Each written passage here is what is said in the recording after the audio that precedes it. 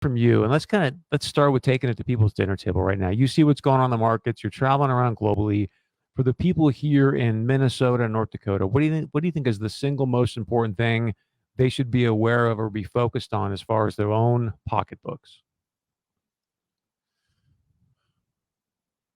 I think the biggest thing to understand is that inflation that has pretty clearly been, thanks, Chris, the inflation that's pretty clearly been um, underrepresented statistically uh, for a couple different reasons, but the actual inflation for the average American putting food on their table and buying from the grocery store, um, it's been understated statistically.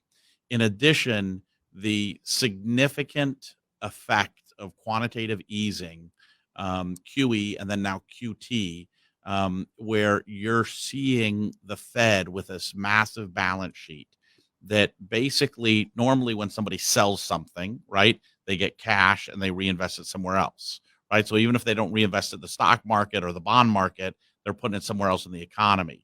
The Fed was printed and bought up $9 trillion of assets to prop up a shaky market, right, for a long time, even though there were a number of Fed governors who said, "Don't do this." As they did that, they then said, "Okay, now I'm gonna delever the balance sheet," which means they're gonna sell. And as they sell, they weren't reinvesting; they were burning those dollars. So literally, they're reducing the the the the monetary supply. And as they did that, that's a $9 trillion foot stepping on the ask, just driving it lower and lower, right? Which really impacted the market.